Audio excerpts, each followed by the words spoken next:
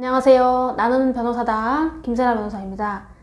네, 오늘 이제 얘기해 볼 거는 제척기간이라는 거예요. 제척기간.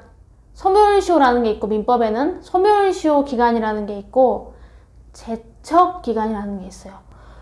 이름도 살벌하죠? 제척기간. 도대체 뭔 소리야? 처음 들으면 뭔 말이야? 이래요. 저도 처음에 이걸 들었을 때는 뭐지? 이랬던 기억이 나네요. 일단 제척기간이라는 개념은 우리 민법 총칙에 나오는 소멸시효 기간이라는 개념과 구별을 해서 이해를 하셔야 돼요. 실무에서 이 제척기간은 정말 중요해요. 제척기간은 뭐냐면 권리 행사의 존속기간이다, 이렇게 정의를 하거든요. 제척기간은 권리 행사의 존속기간이에요. 그래서 어떠한 권리가 제척기간에 걸리는 권리라면 어떤 딱 그 기간이 지나면은 그 권리를 행사할 수 없게 돼요. 엄청나게 중요한 의미를 가집니다. 그래서 소송에서 지고 이기고 하는 게 극단적으로 갈리는 부분이 돼요.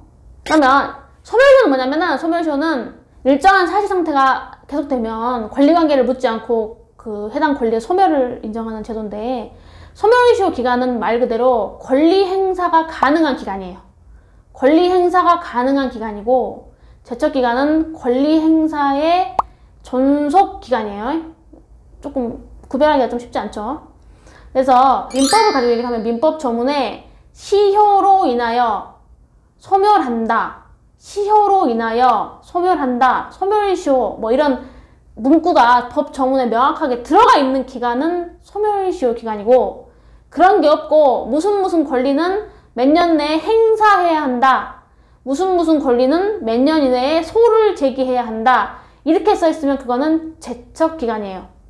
물론 민법 조문이 약간 이상하게 써 있는데, 이거를 약간 애매하게 써 있는 거를 제척기간으로 볼지 소멸시효 기간으로 볼지 대립이 있는 권리도 있기는 합니다만, 일단 크게는 그러니까 대부분은 그래요. 거의 99%는 법 조문에, 민법 조문에 명확하게 소멸한다, 소멸시효, 시효로 인하여 권리가 소멸한다, 이런 게 들어있으면 그건 소멸시효 기간이고, 무슨 권리는 몇 년 이내에 행사해야 한다, 무슨 권리는 몇 년 이내에 소를 제기한다, 제소해야 한다, 이렇게 돼 있으면 제척기간으로 봅니다.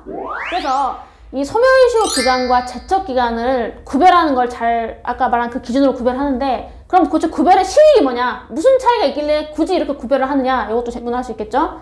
그 차이에 대해서는 뭐 많은 쟁점도 있지만 중요한 거 몇 가지만 설명하자면, 일단 제척기간은 중단이 안 돼요. 그래서 그 법이 정한 그 권리 행사 기간, 제소 기간을 중단시킬 수 없어. 중단 제도가 없어요. 소멸시효 기간은 한참 그 권리가 흘러가다가 소멸시효 중단 사유가 딱 발생하면 중단 사유가 마무리된 시점부터 또 다시 소멸시효 진행하거든요. 사실상 그 기간이 쭉쭉쭉 늘어지는 효과가 생겨버리죠. 근데 제척기간은 그냥 딱 심플하게 딱 그 기간 도과하면은 무조건 끝나는 거예요. 제척기간에는 중단이 없습니다. 제척기간에는 중단이 없어요. 네, 중요합니다. 그리고 소멸시효 기간에 대한 판단은 변론주의가 적용이 돼요. 그래서 판사님이 이거 10년짜리 채권인데 11년이 지나고 원고가 소송을 했네. 그런데 피고가 법률적 지식이 부족해서 변호사 선임도 하지 않고, 그래서 소멸시효라는 게 있는지도 몰랐고, 저 원고가 주장하는 권리가 10년짜리 권리인지를 전혀 몰라서 그런 항변을 전혀 하지 않았어요. 그런 항변을 하지 않고 뭐 딴소리만 한 거예요. 그럼 판사님이 이거는 피고가 변론을 안 했어, 소멸시효 완성됐다는 항변을 안 했어, 이러면서 원고 이겼다, 원고의 권리가 인정된다, 이렇게 판단할 수도 있다는 거예요. 이게 변론주의거든요. 근데 제척기간은 직권조사 사항이에요. 그래서 설사 피고가 또는 원고가 그 기간이 제척기간이고 그런 부분을 몰라서 그런 얘기를 전혀 안 해요. 자료는 내줬을지 몰라도 그거에 대한 변론이나 이런 주장을 전혀 안 해. 심지어 뭐 자료를 안 냈을 수도 있고, 뭐 그래도 판사님이 직권으로 판단해서 이건 제척기간 도과됐으니까 이거는 인정될 수 없다, 이런 권리는 이제 소멸했다, 이렇게 판단할 수가 있다는 거예요. 그 다음에 소멸시효는 그 기산점이 권리를 행사할 수 있는 때부터거든요. 그러니까 권리를 행사할 수 있는 때부터 일정한 기간 권리를 행사하지 않아야 소멸시효 기간이 완성돼서 그 해당 권리가 소멸한다, 이런 판단이 가능한데, 제척기간은 권리 발생시가 그 기산점이 돼요. 권리 발생시가 그 기산점이 돼요. 이것도 엄청나게 중요해요.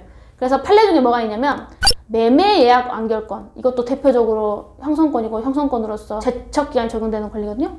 그래서 매매 예약 완결권을 행사할 수 있는 시기를 당사자가 특정한 어떤 날로 약정을 했다 하더라도 그때부터 제척기간이 계산되는 게 아니라 해당 매매예약 완결권이라는 권리가 발생했을 때부터 제척기간이 계산된다라고 본 판례가 있어요. 이게 이제 물론 이 판례에 대해서는 뭐 몇 가지 비판이 있기는 하지만 일단은 해당 판례만 좀 그렇게 암기를 하시는 게 좋겠어요. 그래서 통상 제척기간이 적용되는 권리는 보통이 형성권이에요.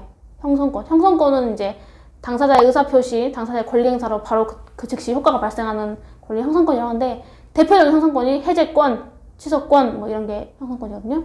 이런 것들에 대한 권리는 제척기간이 적용된다는 거예요. 제척기간 관련해서 또 중요한 거는 제척기간을 도대체 그러면 권리 행사 전속기간이라고 했잖아요. 그럼 그 권리를 도대체 어떻게 행사해야 그 기간을 제척기간을 준수한 걸로 볼 수 있느냐라는 판단이에요.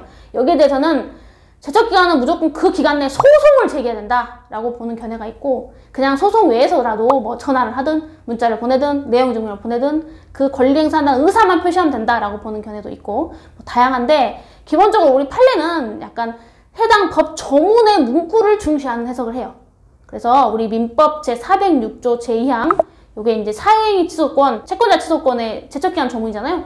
여기에는 전항의 권리, 그러니까 즉 채권자 취소권은 몇 년 이내에 땡땡땡 이내에 소를 제기해야 한다 이렇게 됐기 때문에 이러한 채권자 취소권은 제척기간 준수를 위해 반드시 해당 기간 안에 소송을 제기해야 되는 거. 출소기간으로 봐요, 우리가 이거를. 출소기간으로 보고 똑같은 제척기간 적용되는 형성권이지만 취소권, 민법 제146조에 나오는 취소권은 몇 년 이내에 행사한다. 취소권은 몇 년 이내에 행사해야 한다 이렇게 돼 있어. 그래서 이거는 소송 제기할 필요 없이 소송 외에서라도 그러니까 내용 증명 보내서 전화해서 만나서 권리 행사 의사 표시가 했고 그걸 상대방한테 조사했으면 제척기간을 준수한 걸로 본다. 이렇게 일단은 크게는 이렇게 구별을 해요. 물론 약간 좀 다른 것도 있지만 이게 크게는 이렇게 구별한다는 거를 외워놓으시면 되고 가장 중요한 조문, 지금 자막으로 나가고 있죠? 민법 제406조 제2항의 조문의 형식과 민법 제146조의 조문 형식을 잘 눈여겨보시면 이게 이제 제척기간, 똑같은 제척기간이어도 어떤 권리는 반드시 소송으로 제기해야 되는 출소기간이고 어떤 권리는 그냥 소송 외에서 의사표시로만 해도 그 기간 준수가 인정되는 기간이구나 라는 거를 아실 수 있을 거예요. 수험생 여러분들은 이제 제가 오늘 설명한 거를 한 번 또는 두 번 이렇게 들어보시고 민법 교과서나 어떤 수험서를 접하면 훨씬 더 이해가 빠르실 것 같아요. 그래서 이제 중요한 판례들이 많이 있습니다. 요 쟁점 관련해서. 실무에서는 제척기간이 엄청나게 중요해요. 엄청나게 별표 10개. 별표 10개. 잘 보시고 물론 이제 실제 어떤 권리가 이제 제척기간이고 뭐 몇 년 걸리고 이런 걸 원래는 다 외우고 있어야 되는데 외우기가 쉽지 않죠. 여러 번 이거를 반복을 해서 보고 이제 해야지만 외워지는 거예요.